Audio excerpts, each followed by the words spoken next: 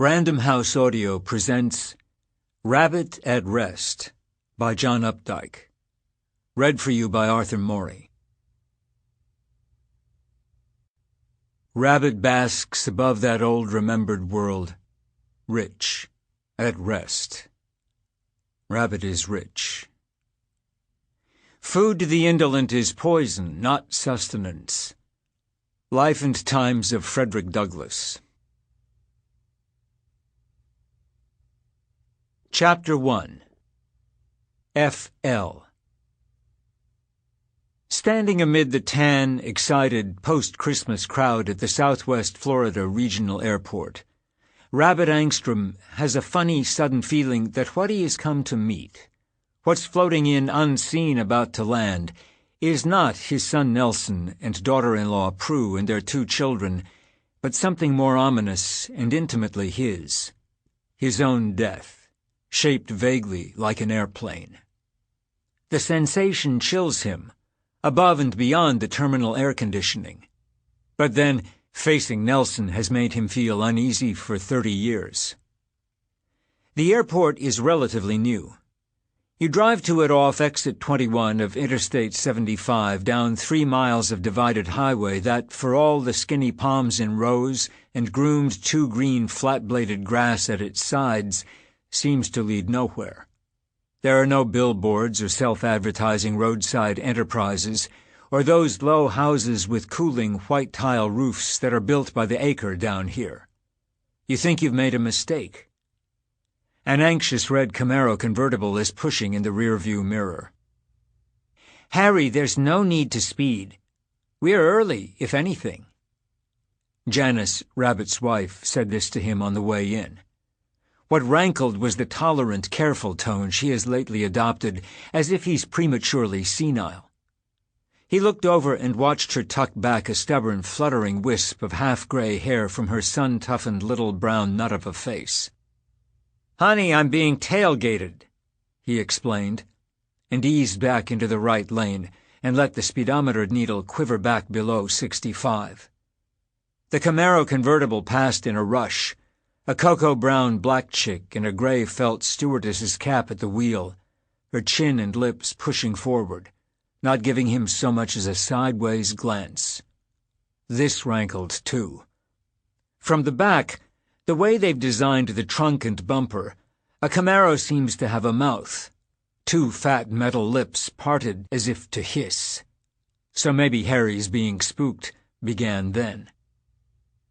The terminal, when it shows up at last, is a long, low white building like a bigger version of the sun-struck clinics, dental, chiropractic, arthritic, cardiac, legal medical, that line the boulevards of this state dedicated to the old. You park at a lot only a few steps away from the door of sliding brown glass. The whole state babies you. Inside, upstairs, where the planes are met, the spaces are long and low and lined in tasteful felt gray, like that cocky stewardess's cap, and filled with the kind of music you become aware of only when the elevator stops or when the dentist stops drilling. Plucked strings, no vocals, music that's used to being ignored, a kind of carpet in the air to cover up a silence that might remind you of death. These long, low, tasteful spaces, as little cluttered by advertisements as the highway, remind Rabbit of something. Air conditioning ducts, he thinks at first, and then crypts. These are futuristic spaces, like those square tunnels in movies that a trick of the camera accelerates into space warp to show we're going from one star to the next. 2001. Will he be alive?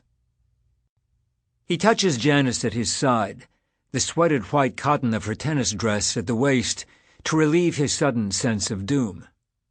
Her waist is thicker, has less of a dip as she grows into that barrel body of women in late middle age, their legs getting skinny, their arms getting loose like cooked chicken coming off the bone. She wears over the sweaty tennis dress an open-weave yellow cardigan hung unbuttoned over her shoulders against the chill of airport air conditioning. He is innocently proud that she looks, in her dress and tan, even to the rings of pallor that sunglasses have left around her eyes, like these other American grandmothers who can afford to be here in this land of constant sunshine and eternal youth. Gate A5, Janice says, as if his touch had been a technical question. From Cleveland by way of Newark, she says, with that businesswoman efficiency she has taken on in middle age, especially since her mother died 7 years ago, leaving her the lot, Springer Motors and its assets, one of only 2 Toyota agencies in the Brewer, Pennsylvania area. The family all still speak of it as the lot, since it began as a used car lot, owned and run by Fred Springer, dead Fred Springer, who is reincarnated, his widow Bessie and daughter Janice have the fantasy, in Nelson, both being wiry shrimps with something shifty about them. Which is why Harry and Janice spend half the year in Florida, so Nelson can have free run of the lot. Harry, chief sales representative for over 10 years, with him and Charlie Stavros managing it all between them, wasn't even mentioned in Ma Springer's will, for all the years he lived with her in her gloomy big house on Joseph Street, and listened to her guff about what a saint Fred was, and her complaining about her swollen ankles. Everything went to Janice, as if he was an unmentionable incident in the Springer dynasty. The house on Joseph Street that Nelson and his family get to live in just for covering the upkeep and taxes must be worth $300,000 now that the yuppies are moving across the mountain from northeast Brewer into the town of Mount Judge, not to mention the cottage in the Poconos, where even the shacks in the woods have skyrocketed, and the lot land alone, 4 acres along Route 111 west of the river, might bring close to $1 million from one of the high-tech companies that have come into the Brewer area this last decade to take advantage of the empty factories, the skilled but depressed laboring force, and the old-fashionedly cheap living. Janice is rich. Rabbit would like to share with her the sudden chill he had felt, the shadow of some celestial airplane. But a shell she has grown repels him. The dress at her waist, when he touched it, felt thick and unresponsive, a damp hide. He is alone with his premonition. A crowd of welcomers has collected this Tuesday after Christmas in this last year of Ronald Reagan's reign.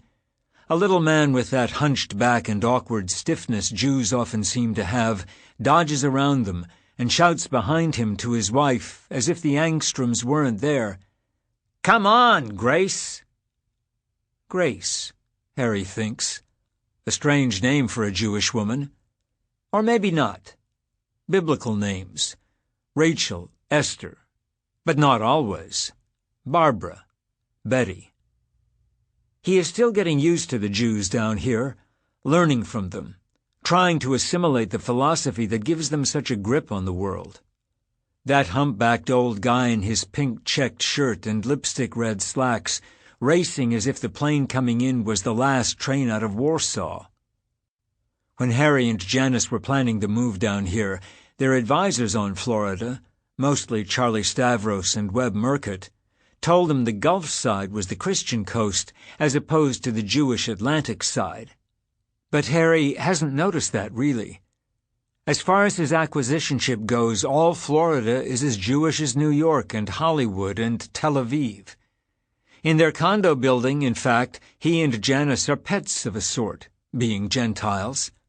They're considered cute.